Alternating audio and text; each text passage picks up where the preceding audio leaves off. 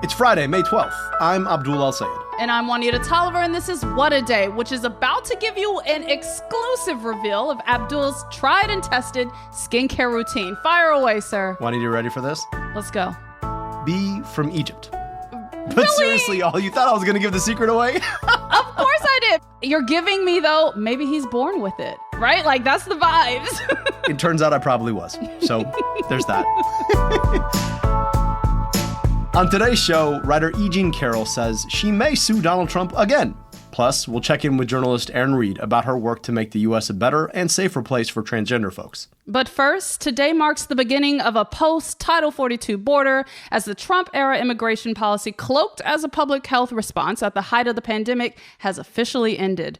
Title 42 allowed the government to expel migrants without giving them a chance to seek asylum and essentially delayed the processing of asylum applications since 2020.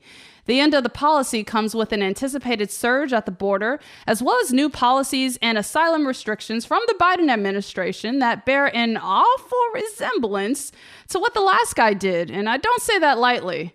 I say that in the context of the reality that our immigration system is beyond broken, and Congress has refused to act for decades.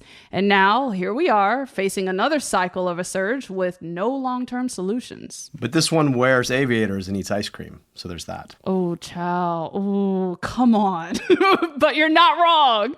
According to projections by the Department of Homeland Security, more than 10,000 people are expected to cross the border in the next few days, and cities and counties in Texas and Arizona are issuing emergency and disaster declarations. And this is where I turn to Dara Lind, senior fellow at the American Immigration Council, to break it all down. Dara has been writing about immigration issues for about a decade, and she has even outlined the 15 not-so-easy steps for migrants to seek asylum under the new policies. I started by asking Dara to outline the impact that Title 42 has had over the past 3 years since it was invoked by Trump in 2020. Take a listen. So the reason we call it Title 42 is because it is based in Title 42 of the U.S. Code, which is not where you find most immigration laws. It's this obscure public health law that was enacted decades and decades before existing immigration laws that Donald Trump and his administration dredged up out of the law basement to, in the wake of the COVID-19 pandemic, quote unquote, prevent the introduction of COVID-19, which was, of course, already circulating, by preventing the entry of unauthorized migrants. So in practice, what this meant was that under immigration law, if you come without papers, you are subject to rapid deportation if you're immediately caught, unless you ask for asylum. The way that the Donald Trump administration and then the Biden administration implemented Title 42 was they could instead decide, no, we can't hear you. You know, you can't ask for asylum. Instead, you would get expelled to Mexico in a matter of hours, usually to Mexico, and in some cases to people's home countries. But the result of this is that lots and lots of people got summarily expelled.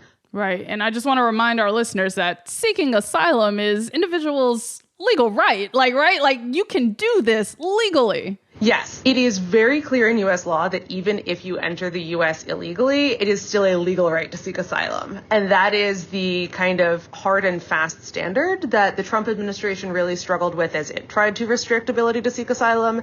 And the Biden administration has worked its way around with its new policies. Oh, let's talk about that, though, because now that the border policy is officially sunsetting, you mentioned the Biden administration is already rolling out new restrictions in anticipation of a surge of migrants crossing into the U.S. Now, online, I saw a conversation you were having where the new restrictions went from 12 not at all easy steps to now 15. So can you break down the new rules and outline what they mean for migrants who are seeking asylum? The structure of this is really convoluted, right? I shorthand it as a transit ban, but it's not really a ban. What it is a series of very, very high bars that you have to clear. Oh. So if you are currently in Mexico without authorization, or you've crossed into Mexico or Panama without authorization, and you cross into the U.S., in theory, you should be able to just present yourself at a port of entry and say, hey, I'm seeking asylum. And that's not even the misdemeanor of illegal entry. In practice, access to ports of entry is severely limited, and really the only way to guarantee that you're going to get seen for asylum is to make an appointment on the CBP1 app. Hold up. I'm fleeing violence and danger in my home country, but you will expect me to download an app and fill out some paperwork? Yeah. For the last few months, it's been used to request exemptions from Title 42 to kind of, if you're in danger in Mexico, and people called it Asylum Ticketmaster. Yikes. They've changed the way that it works now. So you have a day to register, and then you log in the next day to find out if you got an appointment. And in between, they're trying to make sure that the people who have been registered and waiting the longest are preferred, but it is essentially a lottery. So you stay and you keep playing the asylum lottery, or you cross into the U.S. between ports of entry and hope you don't get caught. Because if you get caught, then you can't it counts against you for seeking asylum, because this new Biden regulation doesn't apply at ports of entry. It only applies if you're caught by Border Patrol, or if you otherwise enter without inspection is the technical term. And if that happens, you are at the initial screening interview phase expected to clarify whether you have already applied for and been denied asylum in another country that you came through before coming to the U.S. If you don't have that, then your standard for being allowed to even stay in the U.S. and see a judge rises dramatically. While if you can't clear that elevated bar, you do get an opportunity to appeal it to a judge. The judge is applying the same much higher bar. So that's less likely. Then, even if you can clear that higher bar, you then have to go through the whole thing to a judge again. Oh my God. After you file your asylum application, you have to demonstrate to the judge not only that you were allowed to stay and fill out the application, but that you are eligible for asylum, and not having applied for asylum in another country first and been denied makes you presumptively ineligible. This is heartbreaking. I can't even imagine doing this many steps, let's be real, for cooking a meal, no less, trying to seek survival and safety. And to hear these steps, it makes it so important that we talk about the human impact of these policies. Do you have any sense of how migrants are feeling or preparing for these new regulations? I mean, it's really, really hard to communicate in advance regulatory changes. It's hard enough just to get accurate information out there about what's going on. Right. I'm going to be interested to see how this gets applied and communicated in the first few days. I think that it's likely that, especially because the Biden administration has said that it is not going to keep families in ICE detention. It is instead going to release them. And so they will be subject to this new regulation, but they won't be detained and quickly deported. So I do wonder how quickly it's going to get out there that the bar has gotten much higher. Yeah, and speaking of deportations, also happening with the end of Title 42 is this new fast-track approach known as expedited removal, which means migrants will face more severe consequences if they enter the U.S. unauthorized. And honestly, when I hear fast-track, I hear alarm bells because I'm concerned. What do you make of this approach, and what penalties would migrants face? So expedited removal, it's been on the books for decades, and it's been pretty broadly in use. This is one of those things where the Biden administration is portraying itself as being extra tough by saying, oh, we're going back to Title 8. It's yes, Title 8 is standard immigration law. But expedited removal says that if you've recently entered the United States, and the statute actually allows it to be applied much more broadly than they are applying it now, and you're caught by Border Patrol, you don't have a right to a hearing before a judge. That's why people who present themselves to Border Patrol have to say that they're seeking asylum or ask for asylum or otherwise indicate that they're being persecuted, because that's the only form of guaranteed due process that you get. And that's why that screening interview matters so much, because the screening interview is what determines if you should be taken out of this fast track and instead brought before an immigration judge to make your asylum case. Something that I think is really important to note about this is that it's also, in addition to this fast-track deportation process, it's also fast-tracking the asylum screening interviews. Those are now happening even before people get out of Border Patrol custody. So a matter of a couple of days after they cross, and they're in phone booths with the asylum officer on the other end. So it's not super clear how you're going to present evidence. Right. The thing about Border Patrol custody, in addition to them being, they're not designed to hold people for more than a few days. And so there really are concerns about conditions. The other problem is lawyers and the public and members of Congress, et cetera, don't get access to them. There's just so little transparency. Right, because it sounds like a black box. Right, so it's a black box where this totally new regulation is being implemented that like only just got finalized, so it's not like there's been extensive training on it, and where if you get denied, then you get deported. So it's going to be hard to track people down and say, hey, did the U.S. government treat you fairly? Right. So I just worry that this is like a perfect storm. We knew it was a mess when the Trump administration did something similar to this phone booth thing in 2019. We didn't get like official government confirmation of that for 2 years because that's how long it took for the Inspector General report to come out. Too long after the fact. And that's what's truly concerning. Right. So I'm very concerned that this is going to happen and that we're not going to see it. That was my conversation with Dara Lind, senior fellow at the American Immigration Council, and I honestly appreciate how real she was about the human impact of these policies, but also the black box in which they're operating, because at the end of the day, I, like so many others, just want people seeking asylum and people who are migrants to be treated with humanity first. I don't think that's too much to ask. I don't think so either. Right. More on all of this very soon, but that's the latest for now.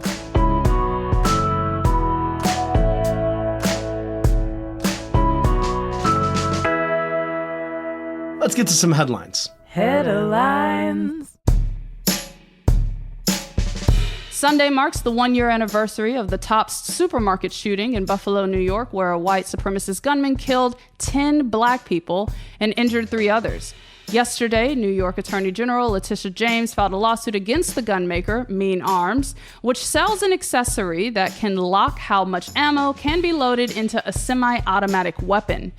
James argues that even though the company sells the device, it gives detailed instructions to users on how to disable it, which in turn allows gun owners to get around New York's law that bans high-capacity magazines.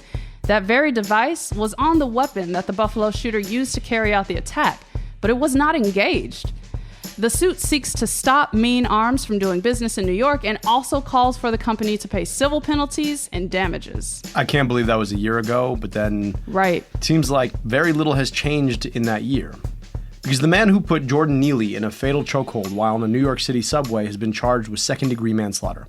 As you remember, video footage of the man putting Neely in a headlock circulated across social media earlier this month, leading to outrage and protests demanding justice. The video showed the man, 24-year-old Daniel Penny, who is white, holding Neely down on the floor of a subway car until Neely passed out. Neely was said to have been yelling and expressing thoughts of self-harm, but did not physically attack anyone. The video also shows Neely being restrained by 2 others. Neely was an unhoused black man who was known for his impression of the late singer Michael Jackson. Following the incident, Penny was initially questioned and released shortly after. He's expected to be arraigned in a Manhattan criminal court as soon as today. Let me just say that we would not be here if it wasn't for the public outcry and the public protest. So if you made your voice heard, thank you. Because honestly, this is what should have happened the day that Neely was killed. That's right. It's only been a few days since writer E. Jean Carroll won her civil suit against Donald Trump for sexual abuse and defamation, but she's now considering whether to sue him again. Her attorney said yesterday that she's weighing a 3rd lawsuit against Trump after he continued to make disparaging comments about her during what was, in reality, a CNN-sponsored campaign rally on Wednesday night as part of his 2024 presidential campaign. Carroll, for her part, told the New York Times yesterday that she found Trump's comments, quote, stupid, disgusting, and vile, and said she'd been, quote, insulted by better people. I mean, I just want E. Jean Carroll to have peace. She literally can't even savor the reality that she's got her name back and found Trump liable of so many harmful things earlier this week, only to now be faced with even more slander. It's ridiculous. It is, but even if she can't have her peace, I hope she gets more of Donald Trump's money. I mean, ka-ching. If the thought of needles and blood make you a little squeamish, you might want to skip ahead. But don't worry, this is good news. The FDA has finally paved the way to allow more gay and bisexual men to donate blood. The new guidelines roll back a decades-long policy that came during the height of the AIDS crisis in the 1980s, which, up until recently, prohibited men who have sex with men from giving blood. The policy was recently revised to allow them to give blood, but only if they are in monogamous relationships, and if they abstain from sex for at least 3 months. Moving forward, potential donors who identify as gay or bisexual can forego the abstinence requirement, and all donors will have to fill out a questionnaire about their own individual risk for HIV. The shift follows similar guidelines already in place in the UK and Canada. This could both increase the blood supply and maintain its safety, which is important for anyone who needs a blood transfusion. So, if you're considering whether or not to give blood, trust us on this. You're doing a lot of good for a few moments of discomfort. And they give you a cookie afterwards. Look, all I got to say about this one is finally it's about damn time, because that rule, that guideline was ridiculous. Yeah, medical discrimination, not good. That part. And those are the headlines. We'll be back after some ads. What a Day is brought to you by bookshop.org. Okay, guys, the time has finally come. Our co-host Tre'vell Anderson's new book, We See Each Other, A Black Trans Journey Through TV and Film, is out now. Yeah, go Tre'vell. Wow. Immediately reserving. And you can order a copy of your own using our favorite online bookstore, bookshop.org. Whether you're searching for a buzzy new memoir like Tre'vell's, a murder mystery, or a fantasy novel, Bookshop has got you covered with every title you can think of. And you can even use them to get book recommendations from real people who love books, not algorithms. And the best part, when you purchase from bookshop.org, you're not just supporting authors like Tre'vell, you're also supporting local independent bookstores with every purchase. Our co-host Josie Duffy Rice has a sister who runs for Keeps, an indie bookstore in Atlanta, and using Bookshop is a direct way to support her business. We love to see it. Bookshop.org has raised over $25 million for local bookstores because they're essential community hubs that foster culture, curiosity, and a love of reading. Join them in helping local bookstores survive and thrive. Use code WAD to get 10% off your next order at bookshop.org. That's code WAD at checkout for 10% off your next order. What a Day is brought to you by Hold On Bags. Okay, real talk, y'all. I cannot stress this enough. Climate change could be irreversible by 2030. Time is ticking, which is why it's more important than ever for us to make small changes that make a big difference when it comes to taking care of our planet. Thankfully, Hold On Bags is here to help you trade out your single-use plastic bags for something more eco-friendly. Their trash and kitchen bags are heavy-duty, plant-based, non-toxic, and 100% home compostable, which means they break down in weeks, not decades, without filling up our landfills or polluting our oceans. They even make zip-seal kitchen bags that come in sandwich or gallon bag sizes to fit all your needs, from holding carrots to crayons. To shop plant-based bags and replace single-use plastics all over your home, visit holdonbags.com/WAD or enter WAD at checkout to save 20% off your order. Sustainability has never been more simple. That's HOLDON bags.com/WAD or enter WAD to receive 20% off your order. Small things can lead to lasting change if we stop and say, hold on. Thank you, Hold On, for sponsoring this episode. What a Day is brought to you by Keeps. If you're looking for a simple, affordable, and stress-free way to keep your hair healthy and happy, Keeps has got you covered. They offer personalized treatment plans that are recommended by a licensed medical provider, and they connect you with a network of expert medical advisors, prescribers, and care specialists that you can reach any day at any time to help you reach your hair goals. Keeps also delivers straight to your door when you sign up for a subscription, so you can get quality, expert care without having to make a trip to the doctor's office or pharmacy. If you're ready to take action and prevent hair loss, go to keeps.com/WAD to receive your first month of treatment for free. That's keeps.com/WAD to get your first month free. keeps.com/WAD. Montana, a state that just can't do right, especially when it comes to LGBTQ plus people. Recently on the show, we covered the anti-trans bill that banned gender-affirming care for trans people under 18 years old, the harmful vote to censure Representative Zooey Zephyr, as well as the hateful effort to keep her from working even in the hallway outside of the chamber at the State House. To break down the anti-LGBTQ plus legislative push we're seeing in Republican-controlled state houses across the country, I got to sit down with Erin Reed, an independent journalist, activist, and she also happens to be Representative Zephyr's fiancée. Erin is one of, if not the most recognizable trans reporters out there who has been tirelessly covering anti-LGBTQ plus legislation and policies across the country for 3 years now. I started by taking a moment to celebrate pure queer joy by asking Erin about her surprise proposal and how it feels to be a brand new fiancée. Take a listen, y'all. Amazing. I could not do everything that I do without her support. And we have been through thick and thin together throughout all of this legislative cycle and everything. And it was such a beautiful moment for her, for me, for us, and for all of the people that were there to celebrate. And when I tell you I got goosebumps watching your video, I might have watched at least 5 times. Don't judge me. I'm not a weirdo. I just love, right? And it was exuding from that moment. And I want to know what was going through your mind when Zooey called you to the front of the room. Were you expecting this? Yeah, so we had talked about how the trans and non-binary representatives would stand in front. So that's S.J. Howell as well as my partner, Zephyr. And how then they would like call their partners on. And so like I was expecting to be called on to like stand beside her. Yeah. So like I was expecting to get called on to stand beside her. And then Howell, actually, Representative Howell spoke first and called their partner up. They kissed. And so then Zooey got up, spoke as well, delivered an amazing speech, called me up. And I'm like, okay, good. She's about to kiss me. She turns around and instead of kissing me, she drops to one knee. And like, I remember like everybody screaming. It sounded like just this, like a jet engine. It was just so loud. And I was not expecting it. My heart was beating really quickly. I had a huge smile on my face. We kissed and she stood up and like, I whispered into her ear that she had tricked me because it was so funny. She tricked me. It was in such a great way though. The best trick ever. And I hope you felt the love, but that beautiful moment of side.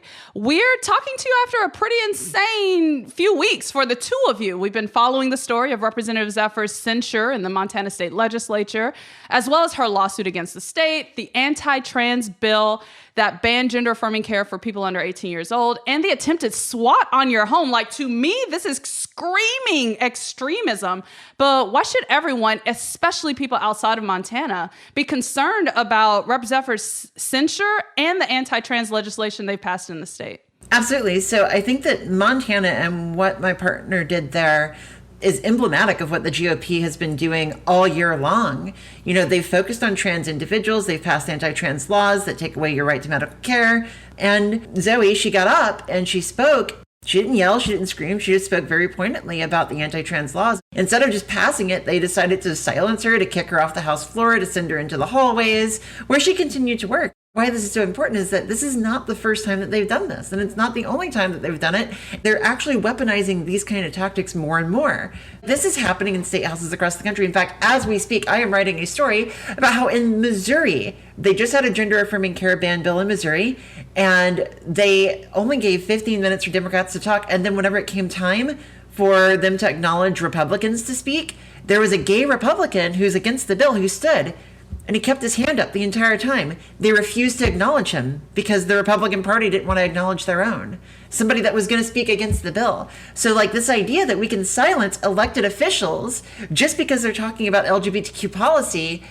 it's concerning. And this is going to spread. Like this is going to continue. Right. It's coming to a state house near you if it hasn't already. And so we've talked about a lot of the downers, the negative reality we're facing, but there are some bright spots, including your newsletter, Erin in the Morning, because you're giving people what they need. You're giving the breakdown of anti-trans bills moving through state legislatures nationwide, but also a map of where trans people can get quality care. And I know you have a full network of support that helps you keep up with the hundreds of updates daily out there. But how would you describe the method to the madness of putting together these maps and updates, but also the moment you realized how valuable these assets are to other people?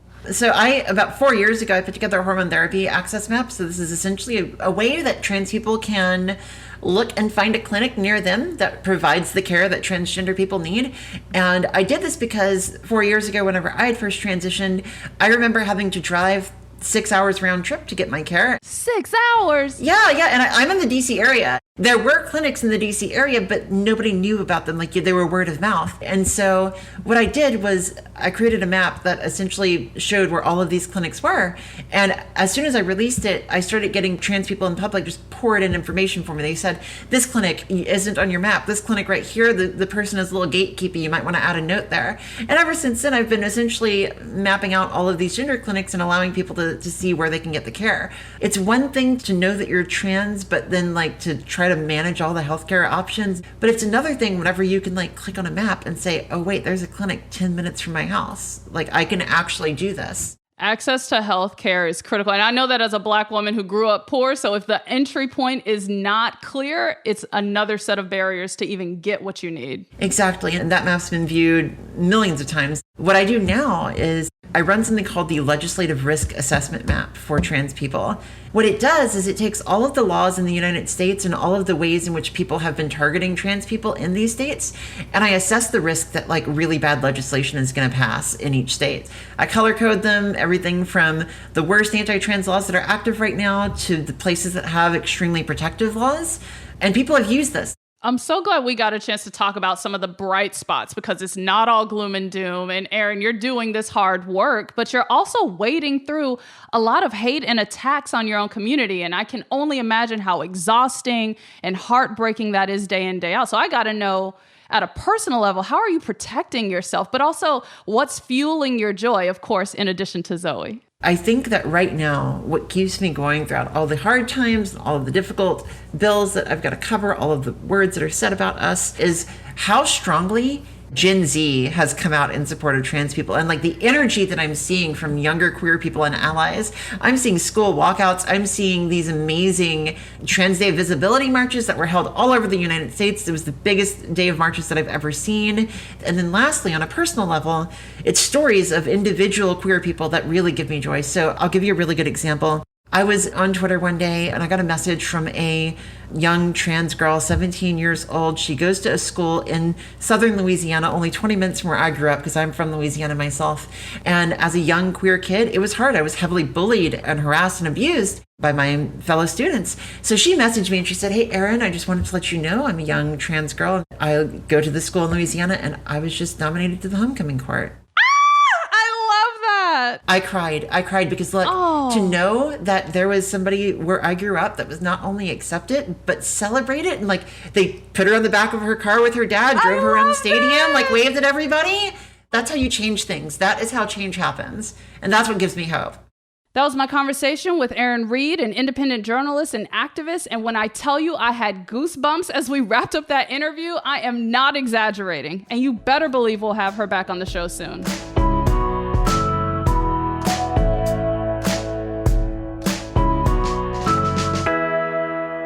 One more thing before we go. Crooked's newest podcast, Pod Save the UK, is on a mission to free the royals and the UK from the madness of monarchy. Join hosts Nish Kumar and Coco Khan as they give their takes on everything politics from the other side of the pond. Listen to the first 2 episodes now, and new episodes drop every Thursday wherever you get your podcasts. Well, that's all for today. If you like the show, make sure you subscribe, leave a review, donate some blood, and tell your friends to listen. And if you're into reading and not just Erin Reed's newsletter like me, What a Day is also a nightly newsletter. Check it out and subscribe at crooked.com/subscribe. I'm Juanita Tolliver. I'm Abdul Al-Sayed. And don't forget to hydrate. I mean, that's the key to your skin. I know it. I know it for a fact. It is. Egypt's kind of a desert, so you drink a lot of water, so it comes out in your pores. It's truly a whole thing. Bless. You and Gabrielle Union, hydration game on lock. I'm convinced. Absolutely. I like to think of myself as being Gabrielle Union, just not nearly as cool. Bless. I'm a substitute podcast host. What a Day is a production of Crooked Media. It's recorded and mixed by Bill Lance. Our show's producer is Itzi Quintanilla, and Raven Yamamoto is our associate producer. Jossie Kaufman is our head writer, and our senior producer is Lita Martinez. Our theme music is by Colin Gilliard and Kashaka.